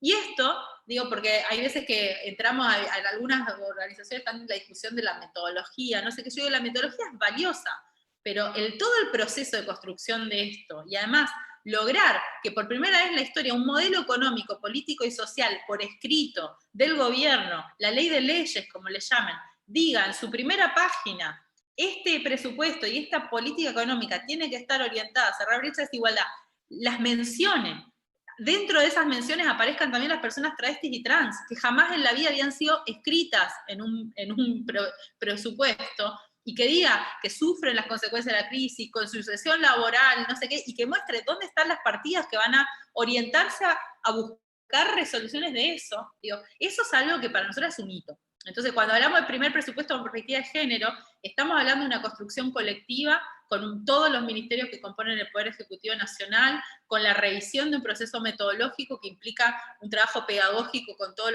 las DGA, como dicen las direcciones de gestión administrativa, con un intercambio fluidísimo con las provincias. Ya después de este presupuesto nacional con perspectiva de género, hay, no sé, 6, 7 provincias que se pusieron a trabajar en los propios, que estamos en diálogo nosotras, el Ministerio de las Mujeres, Jefatura de Gabinete, reforzando la metodología, los procesos, cómo se organiza en cada lugar, quién es la institución que lleva adelante las conversaciones, qué es una brecha de género, cuáles son las políticas en perspectiva de género. Digo, es todo un trabajo que de alguna manera lo que nos da es una herramienta, porque el presupuesto es una herramienta de gestión, de planificación, y también es una herramienta para debatir a dónde va el dinero público. Porque una cosa es los proyectos que tenemos y los deseos, ¿no? Todo esto que Carla comentó, espectacular, todos los debates y la realidad de las economías populares y cómo se cargan al hombre, no sé qué. Nosotras no queremos que las compañeras sean re altruistas y super mujeres y mirá qué grosa, cómo trabaja todo el día. Nosotros queremos que estén bien pagas, que su trabajo esté reconocido, que sea digno, que les permita tener una vida digna. Entonces, para lograr eso necesitamos dinero. Y para tener dinero, el presupuesto es una buena manera de disputar ese dinero. Y si nosotras, las mujeres que formamos parte del gobierno, no damos esa lucha partida por partida, peso por peso, no lo conseguimos. Entonces, en ese sentido, creo que el presupuesto en perspectiva de género, hay veces que creo que todo eso se pierde, ¿no? Y pareciera que solamente, bueno, ponerle violeta a algo, que es algo que no nos gusta, de que sea pinkwashing, como decimos, ¿no? Pero realmente es un proceso y que yo creo que es una herramienta que nos sirve también para visibilizar en dónde falta el trabajo, en qué ministerios nos falta identificar esas partidas, pelear esos presupuestos, lograr que se incorpore la perspectiva de género, en dónde sí está, y dónde está porque la población que recibe esas partidas está feminizada, más allá del diseño de la política, porque lo cierto es que desarrollo social, esto lo hablamos muchísimo con el ministro, con Daniel Arroyo, decíamos, bueno, si la pobreza está feminizada, claro que mis políticas que van orientadas hacia los menores ingresos van a ser feministas, entre comillas, ¿no? Pero no porque sean diseñadas de manera feminista, sino porque lo reciben mayoritariamente mujeres, porque la mayoría de las personas de menores ingresos son mujeres. Entonces, en ese proceso también estamos, junto al Ministerio de Desarrollo Social, trabajando en cómo mejoramos la calidad de las políticas que realiza el Ministerio de Desarrollo Social para que tengan un componente realmente feminista, porque, para ponerles un ejemplito, y corto, así Carla también tiene tiempo, no sé, por ejemplo, esto que hablamos de los comedores, ¿no? Hoy 11 millones de personas están asistiendo a buscar la vianda o reciben asistencia alimentaria y un montón de promotoras en femenino por todo el país, la mayoría de las mujeres a cargo del cucharón, revolviendo la olla y sirviéndolo, y también mujeres en la cola de recibir esa comida con sus chicos, ¿no? Entonces digo, y eso también muchas veces cuando hacemos estas políticas en las cuales la beneficiaria es la mamá, la beneficiaria es la jefa de hogar, la beneficiaria, también las estamos cargando a ellas con eso, y ellas tienen la hora de la cola, la hora de los chicos, todos esos tiempos que decimos que se les van acumulando a ellas como un tiempo que le aumenta la carga del cuidado y además también de la asistencia y además de todo, ¿no? Es como una bola que se va rearmando. Entonces, eso para nosotros también es producto de este debate del presupuesto 2021, que fue ver cómo hacemos más efectivo, cómo lo redistribuimos de manera más equitativa, cómo revalorizamos las tareas de cuidado comunitario, cómo le damos el lugar a estas compañeras que se merecen y no el de superheroínas que lo son, pero superheroínas bien pagas, no superheroínas superexplotadas, ¿no? Así que bueno, eso por arriba, y ahora les dejo el link de donde pueden leer todo eso, pero bueno, en otro momento, si queda tiempo, hablamos de lo de menstruación, porque quiero que Carla también tenga su espacio. Muchas gracias, Mercedes. Sí, Leo, quizás la última pregunta, si cerramos a tiempo, que prometí que íbamos a ser puntuales. Preguntan si podés ampliar un poco sobre la politicidad de los cuidados comunitarios y cómo podemos también vincular esas experiencias con su traducción en demandas legislativas como la Ley Ramona.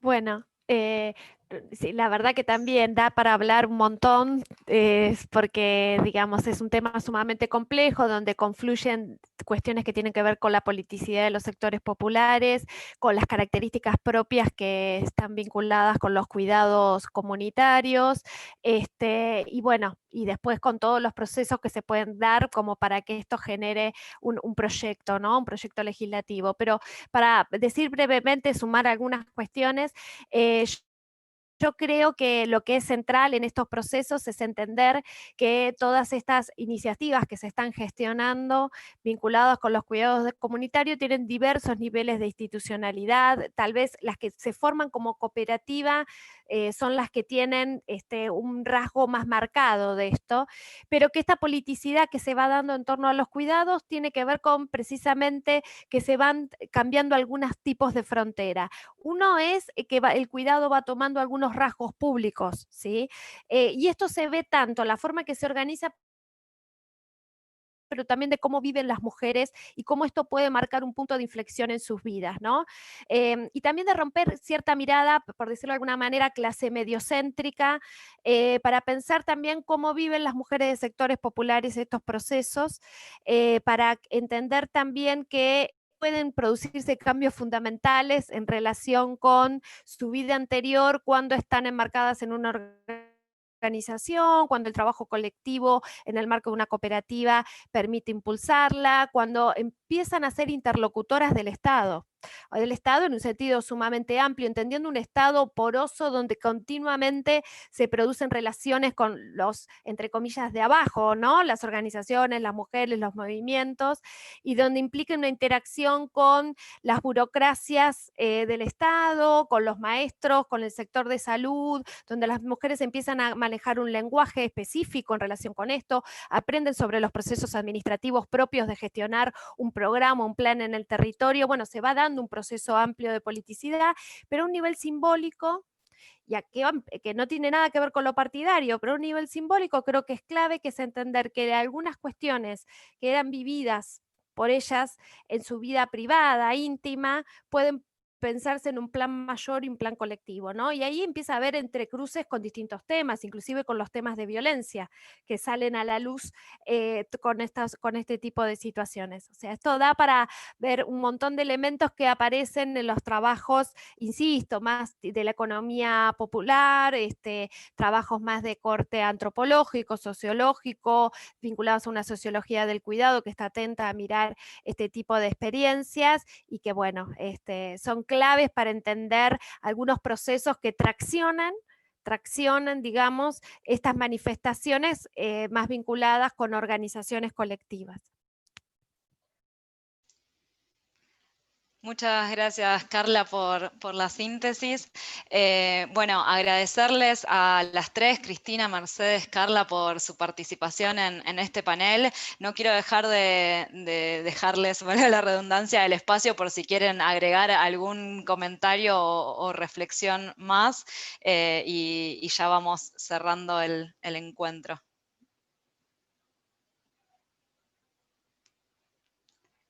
El silencio de siempre. No, la verdad es que daría para seguir mucho tiempo más. Es muy bueno escucharla y además cada una se dedica quizás a temas que son muy complementarios para poder analizar estos temas. Ahí saludan también mucho por el chat, dicen saludos a Cristina Carrasco, pionera en estas luchas. Quería leer ese particularmente. Hay muchos agradecimientos, pedidos de información.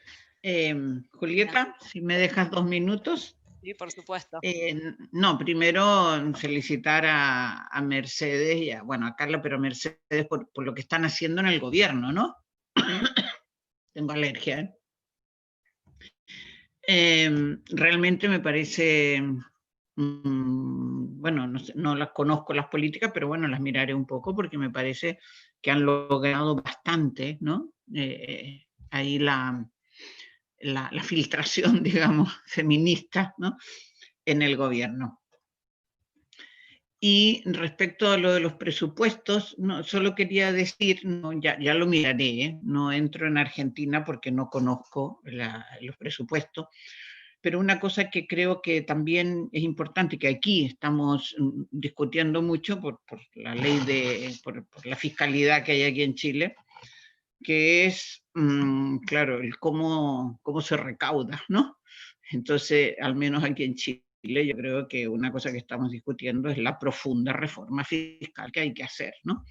Porque si no, claro, no tenemos presupuesto. Entonces, ahora viene un endeudamiento muy fuerte, tanto público como privado, y esto va a requerir más dineros, y por tanto creo que lo que no podemos aceptar es que esto se vuelva, como siempre se ha vuelto en las crisis, en políticas de ajuste, que al final terminan pagando siempre los mismos, ¿no? Entonces una reforma fiscal donde los impuestos directos prioricen a los indirectos, donde sean mucho más progresivos, donde los impuestos al capital prioricen a los del trabajo, etcétera, ¿no? Todo esto que sabemos. Y solo quería dejar una reflexión para pensar, ¿no? Lo digo porque es un juego, a ver, juego teórico si quieres, ¿no? Pero es imaginarnos qué pasaría. ¿Qué pasaría? Esto lo podemos cada una pensar en sus grupos. ¿Qué pasaría si por alguna fórmula se prohibiera todo el trabajo de los tipos diversos que hay de empleadas domésticas aquí en América Latina, ¿no? A tiempo total, a tiempo completo, puertas adentro, puertas afuera, lo que sea, ¿no? De alguna manera se prohíbe. Y esas mujeres pues las recolocamos en otro tipo de trabajo, no es para ir contra, por supuesto, estas mujeres.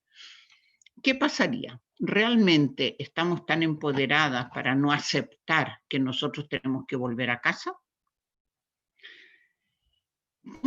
¿Cómo aguantaríamos dentro del hogar, ¿no? Y hablo de clases medias bajas hacia arriba, las luchas entre hombres y mujeres, los debates, las tensiones.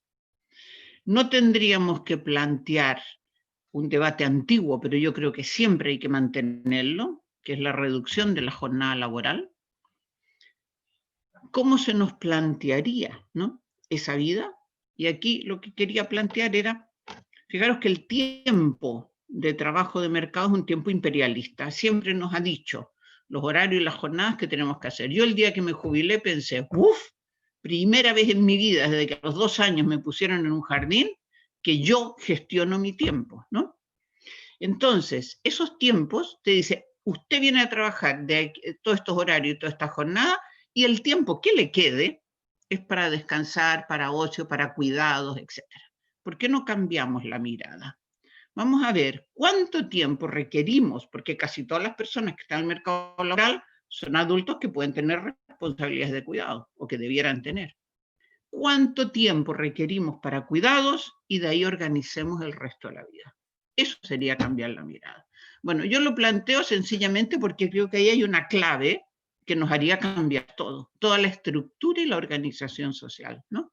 Entonces, es para sencillamente pensar, si hablamos de igualdad y justicia social, sin desigualdades de raza, género, clase, etcétera, ¿a qué nos enfrentamos, no? Nada más. Muchísimas gracias por el panel, por la gente, por los panelistas, por Julieta y por todo.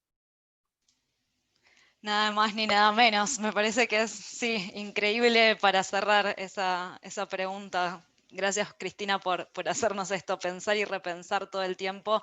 Me parece que irnos también con ese mensaje respecto a este cambio de perspectiva, ¿no? De cara a esta discusión sobre la justicia social, me parece que es increíble y más que útil. Así que, si les parece, con eso, con ese cierre increíble, nos despedimos. Y muchísimas gracias, Cristina, Mercedes y Carla, por haber estado en esta mesa y en este panel, y por los importantes aportes que nos llevamos para seguir pensando. Así que muchas gracias. Muy bien.